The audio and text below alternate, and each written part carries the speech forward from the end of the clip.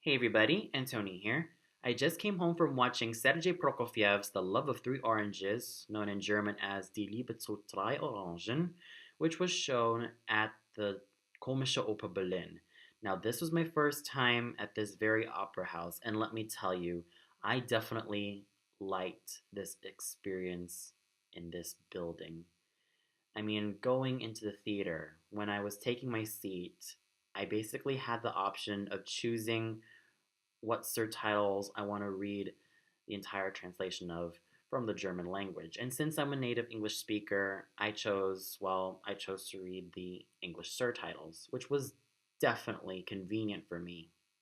And in terms of the architecture, it was absolutely beautiful.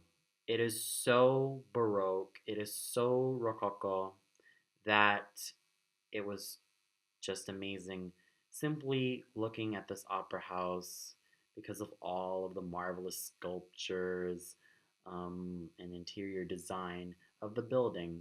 So it's definitely an experience I'll never ever regret. Now, onto the review proper. As always for this review, I have my little program here with me so that just in case I forget any names or screw up with pronunciation, I have this as my guide. The conductor was Michael Kutson, a name I've never really heard before until tonight. The production was by Andreas Homoki. I think I've heard his names a couple of times in passing. The set design was by Frank Philipp Schlössmann. The costumes were by Mechthild Seipel. The dramaturgy was by Werner Hintze. The chorus master was David Cavelius, and the lights were handled by Frank Even. Now, my first time with this particular story was when I was a boy of 9 years old, and I received my Dorling Kinderslee's fairy tale book, and it has definitely been my most favorite book to read. And I encountered the story when I was, like I said, a little boy. As I can remember, it tells the story of a prince who was quite hungry and thirsty while wandering around the forest, and he sees three oranges. When he cuts open the first orange, there is a young girl, according to the description of my fairy tale book. The first girl was a blonde and had eyes that are blue as the sky. She wanted water, but the prince couldn't find any nearby spring, so she vanishes. And then in the next orange, when he cuts it open, here it reveals, like I said, according to this book, another girl with red hair and green eyes. She still wants water, but she vanishes when she didn't get her water or her drink. And then the third orange. The prince cuts open the third orange and it springs another maiden, the third maiden, who has jet black hair and fair skin, brown eyes, and red lips. Now, she's not Snow White, of course. And she wants water. So the prince fetches her some water from a spring, gives it to her, she drinks it, and they get married. The witch curses her by putting a pin on her head, and she becomes a dove. Though in this opera's case, she turned into a rat. So the prince mourns the loss of his wife until he finds a dove, and he finds a pin on her head.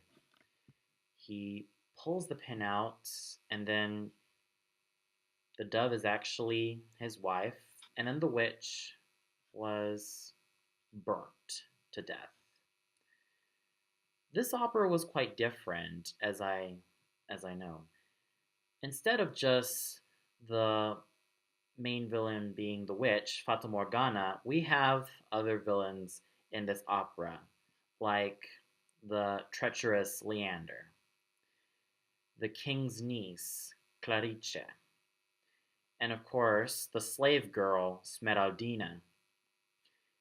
I thought instead of just having one villain, why not five? It's definitely great to have five scheming villains wanting to have the main protagonists meet their doom, which unfortunately, well, the antagonists lose and the protagonists win.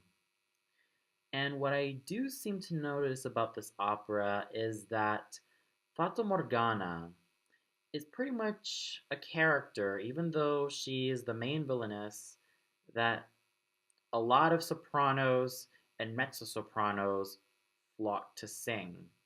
Now, I could go on and on and on of who sang this particular villainess, but I think the one name that comes into my mind is Michelle Legrange, who was well known back then for her dramatic coloratura roles, but then later on sang a lot of heavy roles, and then after that has sung a lot of character roles. And when I think Fata Morgana, there are times I would associate with Michel Lagrange and many other dramatic sopranos and dramatic mezzos that come off of the tip of my tongue.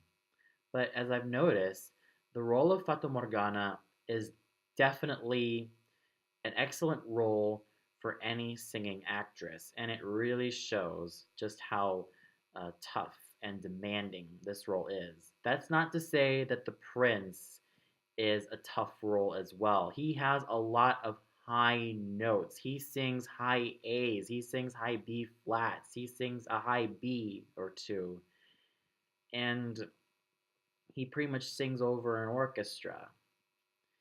And as I've also noticed, there are a lot of low voiced male roles, like that of the king, Celio, Farfarello, the cook. All of those are sung by bassos or bass baritones, what have you, but they're all sung by low voiced men. And that's what I find really intriguing about this opera. It may be in the style of the Commedia dell'arte, with a lot of fairy tale elements thrown into it, since this is also based on the original fairy tale, and thrown in with some um, high class, challenging singing, and bam, you have one of Prokofiev's acclaimed operas that has a lot of success worldwide.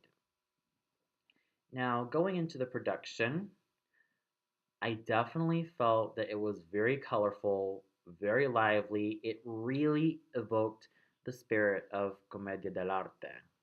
And as I've noticed, the chorus were all dressed in white, which for me is a bit off putting because while it's a fairy tale, why not have a little bit of color? But I guess it makes sense. There are times that it doesn't always want to be the stereotypical fairy tale where everything is colorful, where everything is sunshine and rainbows. I mean, that's pretty much a stereotypical fairy tale, but I think this is a fairy tale that is quite avant garde. That's why you have the chorus all dressed in white. And the costumes were equally as colorful as well. Sure, they may seem to look childish, but that's the thing. This opera attracts both children and the young at heart. So it's pretty much, as I could call it, family fun entertainment. Well, done right to a lot of people. Sure, there are some implications of certain adult themes, but overall, just like its predecessor, Magic Flute, it can be watched by the whole family.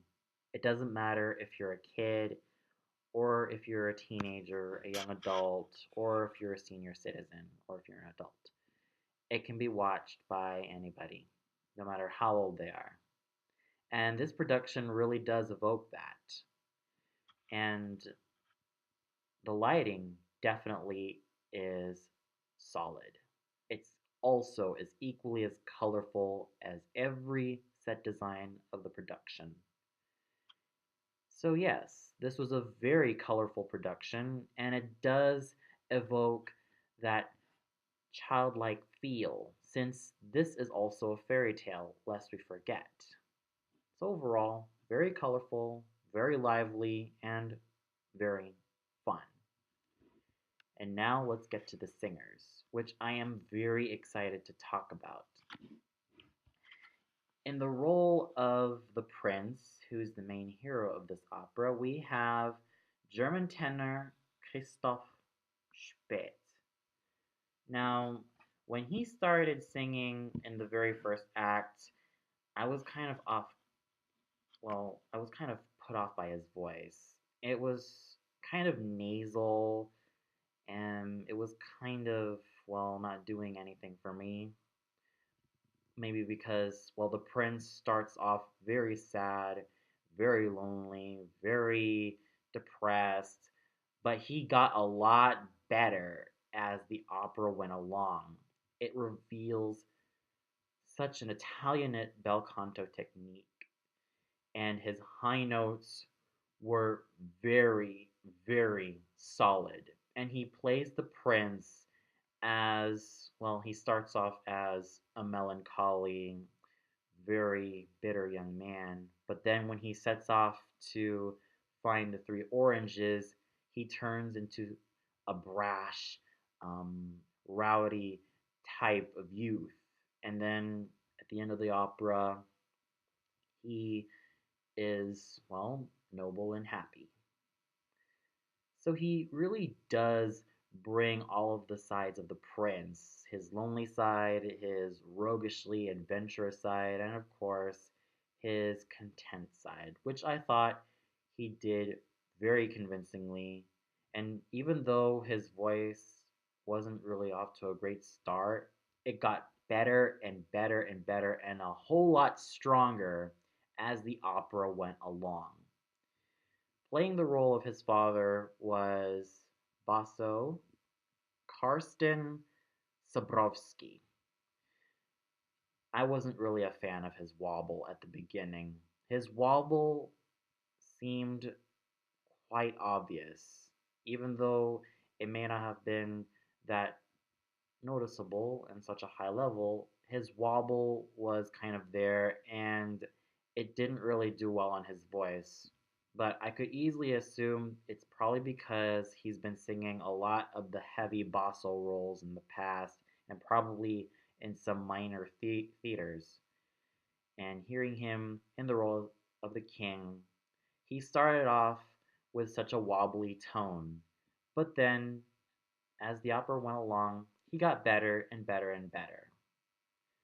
He was good all throughout, if I can forgive his off putting start. But like I said, he's still a good singer, and he's quite okay as an actor. Sure, he can be stiff at times, but let's face it, he's the king. He's supposed to be, well, thinking with his head and quite rational rather than go crazy and stuff. But overall, I think he was actually pretty good, and he got a lot better as the opera went on. And then we have the role of his minister, Pantalone, sung by Dmitri Vargin. I thought he was quite fun to watch. He was really hilarious, naturally, and I definitely loved the way he used his well focused baritone voice. It was a very well focused instrument. There were no vocal pitfalls, and it was definitely a great night for him. And he had a lot of fun playing the minister. And then we have my favorite villainess of the opera, Fata Morgana, who was sung by German mezzo-soprano slash soprano Annette Seiltgen. Now, Miss Seiltgen is another one of those singers who transitioned from singing a lot of the dramatic mezzo roles to singing soprano roles, just like her predecessors Shirley Verrett, Gloria Lane, Grace Bumbry, Gail Gilmore, Waltraud Meyer, Hedwig Fassbender. Um, I could name a lot of singers who have sung both the mezzo repertoire and have gradually um, started singing the soprano repertoire. I thought she was definitely convincing and quite hammy in a fun way as the main villainess, Fata Morgana. She definitely chewed up the scenery in a very positive way. She was a lot of fun to watch, especially when she had her headdress taken off and it's revealed that she was bald, well, Fata Morgana. And it was a lot of fun watching Madame Zaltkin do her thing as she had such a well focused and pure sounding tone. It really shows just how convincing she can be in either repertoire, whether she sings the dramatic mezzo repertoire or the dramatic soprano repertoire. And she's also a great example, one of the great examples of a Zwischenfach Sängerin, just like her predecessors, as I mentioned, Verrett, Bumbry, Lane, Gilmore, Meyer, Fassbender, Hedwig Fassbender, um, Nadia Michael, Michaela Schuster, Fiorenza Cosotto, Giulietta Signonato. I could go on and on and on of how many predecessors she's had, and I thought as her own singer, she was definitely great. She was definitely at her game level, and it really shows just how great of a performer she is. She was definitely a lot of fun to watch, and I definitely enjoyed her singing. I really hope to hear more of Madame Zadkin in the near future. And then we have her total opposite, The Good Sorcerer Cello, sung by Philipp Meyerhofer. I've never really heard of this singer before, but hearing him as Cello was absolutely amazing. His basso voice was well focused, it was a round and rich instrument, and his acting was also very convincing. He was also very fun to watch, and his chemistry with everyone was extremely believable. But if it wasn't obvious already, his voice was definitely the greatest asset. Like I said, it was absolutely gorgeous. It was very well focused, and his low notes were equally as sonorous and beautiful, and his stage presence absolutely convincing. And then we have the role of Princess Clarice, sung by another mezzo soprano by the name of Caren van Oijen. I've heard her name a couple of times, and I was absolutely mesmerized by her performance as the haughty Princess Clarice. Her voice was absolutely burnished and absolutely powerful. She was able to sing over the orchestra, and her stage presence was also very convincing. She was able to bring out the haughtiness, the pride, the overall hubris of such a spoiled princess like Clarice. She was absolutely convincing. She's able to ham up the role in such a wonderfully fun way that I was absolutely mesmerized, captivated, and just full of awe. What more can I say with such a fantastic mezzo soprano like Caren van Oijen? Like I said, her voice extremely well focused, extremely well placed, especially on the middle notes. Those were definitely her strongest notes ever, and they were all sung with finesse, with strength, with agility, with a lot of emotion, and just seeing her presence on stage was definitely something that I never got bored of. In fact, it was very exciting. And then we have Truffaldino, who was sung by character tenor Peter Lenz. Sure, at times his voice was quite tinny, and his high notes weren't really that strong, but more often than not, his stage presence and his acting skills were his greatest asset. He was able to play such a great sidekick to the prince, and he was very convincing. His voice was also a great contrast to the prince. While the prince has this lovely, lyrical, almost spinto like quality to his voice, Truffaldino, on the other hand, is more smarmy and but not necessarily slimy, but a smarmy type of person who is quite sarcastic yet very funny to watch. And I thought Mr. Renz did an absolutely great job as Truffaldino. In fact, the audience definitely loved him. In the role of Smeraldina, we have Karolina Gumos. I definitely love the sound of her voice. It was absolutely mesmerizing. It was gorgeous. It was just heavenly to listen to such a voice that can encompass between a lyric mezzo and a full lyric soprano.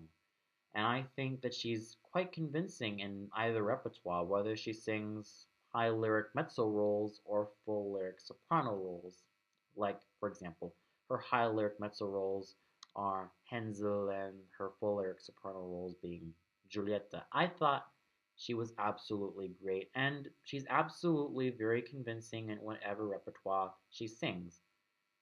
All thanks to the all thanks to her homogeneous voice. That's right. That's what I really think of her voice. It is so homogeneous in all of the registers. And seeing her as Smeraldina was definitely hilarious as well. I mean, you really have to love just how jealous of a person she is. I mean, why? Just because she's not that pretty compared to Princess Ninetta, and just because she wasn't born from nobility. Well, you really have to love just how jealous Smeraldina is and just how greedy she tends to be. And that's what I feel Madame Goumache definitely brought out in such a thankless role. And she did it fantastically.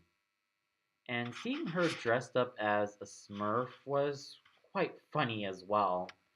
But still, her voice was mesmerizing and her stage presence was a lot of fun to watch. And then we have Farfarello, the wind demon, sung by Bernhard Hansky. Oh my goodness, was his voice amazing. His voice was a booming basso voice, and he had a costume that made him look like the Tick if he were in red. But still, his booming basso voice was definitely a great asset, as well as his stage presence, which was also quite captivating. In the role of the three princesses, we have Katarina Morfa singing Lenetta, Adela Zaharia singing Nicoletta, and Mirka Wagner singing Ninetta. Katarina Morfa has such a lovely lyric mezzo voice that makes her almost sound like a lyric soprano, and I mean that in the best possible way. Her voice is absolutely gorgeous. It is so youthful and it is so fresh. Not to mention, she was very pretty. And she was absolutely perfect for playing a princess as well. So that's what I really have to say. Her voice was very beautiful, as well as her acting abilities, which I felt were very convincing. And then we have Adela Zaharia, who sang Nicoletta, a beautiful, sparkling, silvery, light lyric soprano voice that absolutely blended well with Morfa's light lyric mezzo soprano like voice. And I thought hearing those two voices blend together was absolute heaven. And what more can I say? Absolute gorgeousness with having two beautiful singers sing whatever notes they have, even though they're on the verge of death. I still think it was absolutely gorgeous. Their sounds were crisp and clean. Then we have the final princess sung by Mirka Wagner, another lovely, light lyric, silvery, sparkling, scintillating soprano voice, and I thought her high notes were definitely lovely, like golden comets showering down to this earth.